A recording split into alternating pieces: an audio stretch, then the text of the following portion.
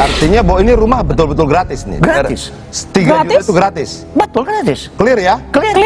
Luar biasa, nampaknya apa yang dikatakan oleh Pak Prabowo kemarin bahwa rakyat Indonesia akan dapat kejutan besar dalam waktu dekat ini. Setelah saya masuk, bantu oleh tim menteri saya positif, kita akan bikin kejutan-kejutan besar minggu-minggu dan bulan-bulan yang akan datang.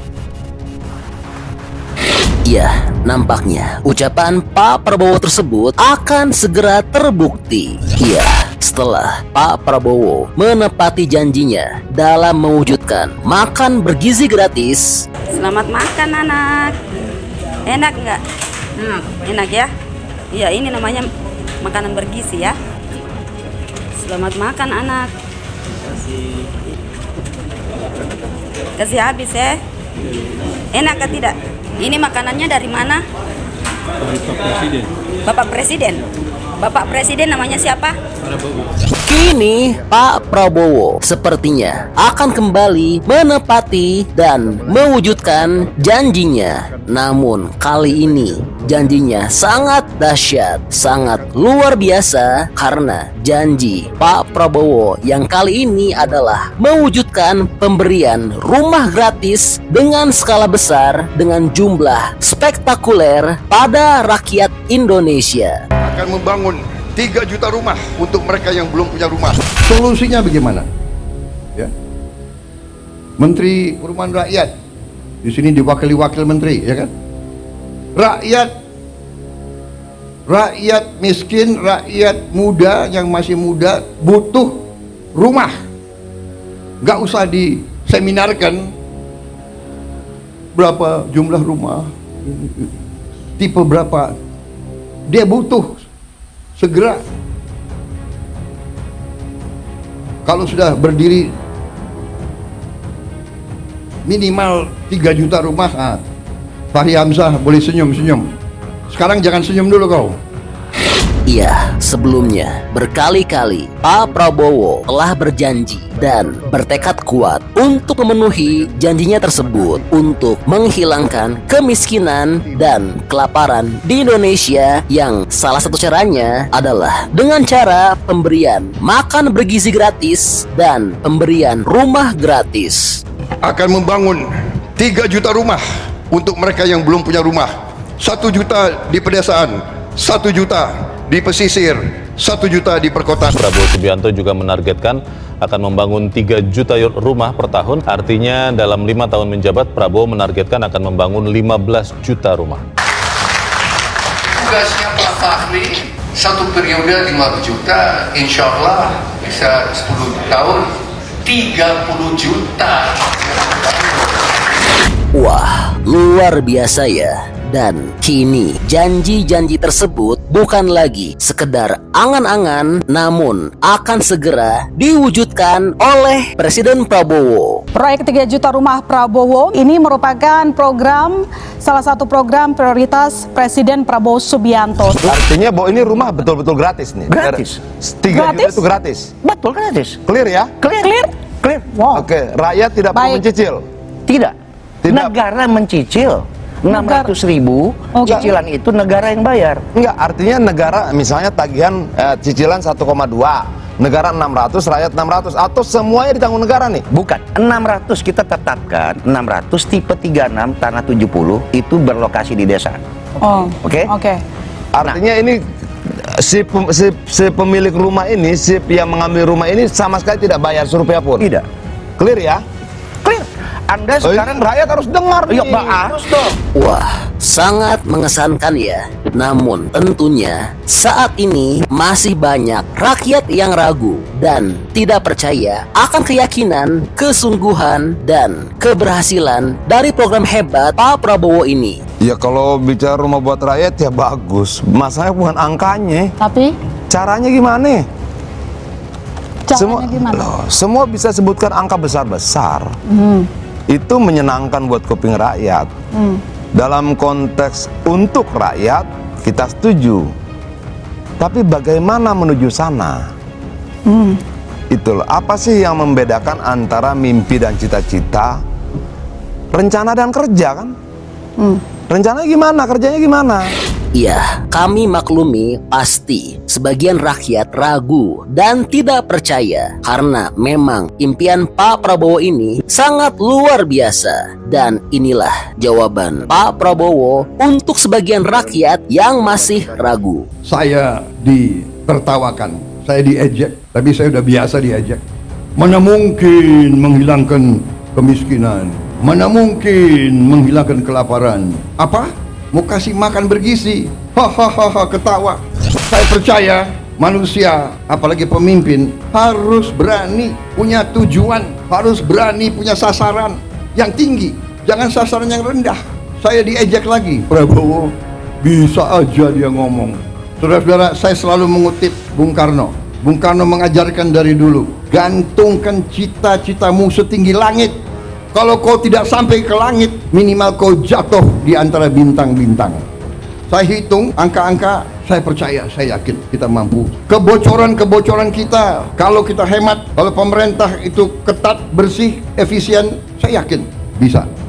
Tapi ini butuh jiwa besar. Kalimat Pak Prabowo itu sudah jadi janji dan harus ditepati dan harus dipenuhi. Pak Prabowo itu selalu mengutip Bung Karno, gantungkanlah cita-citamu setinggi langit. Kalau kita jatuh di antara bintang-bintang.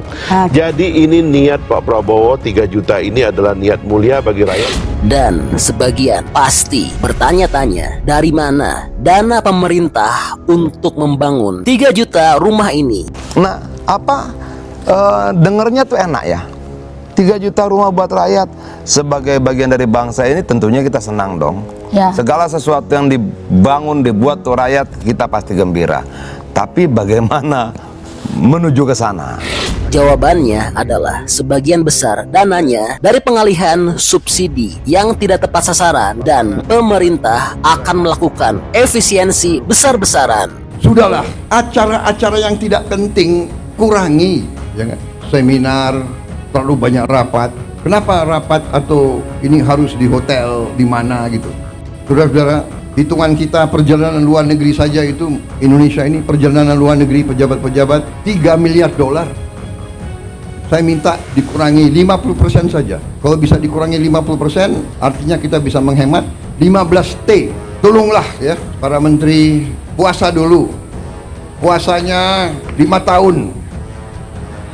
Kalau 5 tahun kita hemat 1,5 miliar dolar dari perjalanan saja, saudara-saudara. Tapi bayangkan itu, apa yang kita bisa. Saya tapi sudah perintahkan, nah, Menteri Keuangan, Wakil Menteri Keuangan, teliti semua program diteliti, ternyata cukup besar penghematan, cukup besar. Tapi saya tidak umumkan di sini supaya kita tidak cepat puas.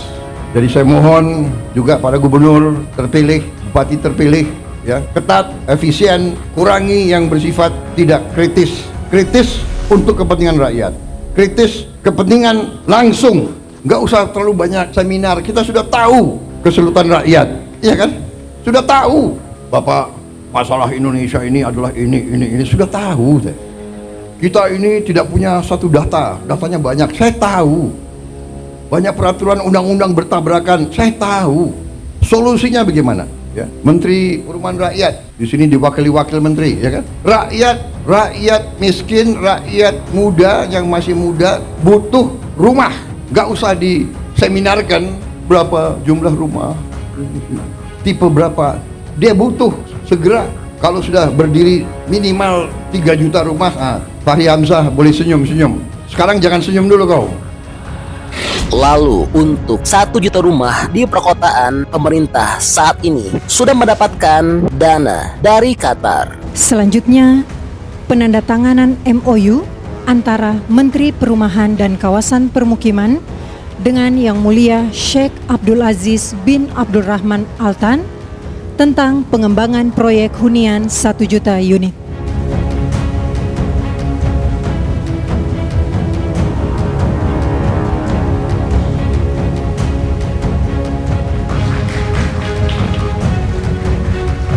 Dan timbul pula pertanyaan, dari mana lahan sebesar itu untuk membangun 3 juta rumah? Tanahnya dari mana? Bagaimana dapatkan lahannya? Iya, untuk lahan 2 juta rumah akan dibangun di lahan pedesaan dengan jumlah merata di setiap desa yang penduduknya masih dalam kategori miskin, belum punya rumah. Sedangkan 1 juta rumah yang dibangun di perkotaan lahannya adalah dari sini.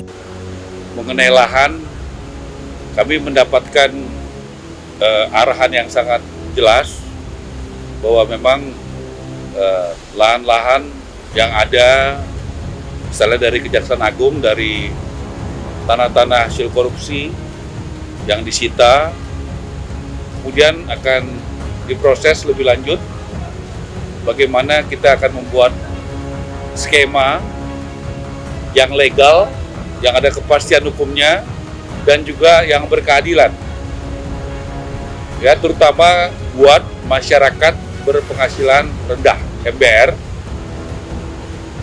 yaitu yang berpenghasilan 8 juta ke bawah. Jadi kita akan membuat skema itu. Lalu ada juga keraguan apakah pemerintah sanggup merealisasikan pembangunan ini. Oke, kemampuan produksi kita untuk membangun rumah-rumah itu kesiapannya bagaimana? Dan inilah jawaban dari APERSI atau Asosiasi Pengembang Perumahan Seluruh Indonesia. Dulu sebagai pengembang nih, yang tahu betul medan di lapangan, target pembangunan 3 juta rumah per tahun, apakah mungkin bisa direalisasikan dengan segala keterbatasan seperti anggaran yang mepet? Kalau saya tetap optimis ya, 3 juta rumah. Karena memang selama ini kita itu kan bagian kita adalah di 1 jutanya di perkotaan. Nah 2 juta ini di pedesaan dan pesisir. Cuman kita menunggu konsepnya saja seperti apa. Dan kami kan sudah dinyatakan untuk pengusaha yang di asosiasi tidak boleh ikut ke dalam di pedesaan. Ya mungkin mau membuat pengusaha-pengusaha baru di desa. Tapi kami juga tidak mau program ini gagal, sehingga kami bersiap-siap untuk membantu edukasi. Ya kan, kalau membangun mungkin keahlian orang desa sudah oke. Tapi kalau memang yang disampaikan Satgas tadi, optimisnya kami hanya sekian unit di desa, saya yakin bisa. Wah, luar biasa ya. Ya, jadi ini info update untuk tanah air. Nah, kalau menurut teman-teman kira-kira bagaimana nih pendapatnya? Setelah mendengar update ini, teman-teman seneng nggak? Atau jangan-jangan punya pendapat lain? Dan teman-teman masuk tim mana nih? Tim yang yakin pemerintahan Pak Prabowo akan sukses atau tim yang ragu dengan Pak Prabowo? Bantu dong, berikan pendapat beserta alasannya di kolom komentar ya, karena tentunya pendapat hebat dari teman-teman berpotensi besar untuk tersampaikan ke pemerintah. Oke, jadi itulah info update untuk tanah air.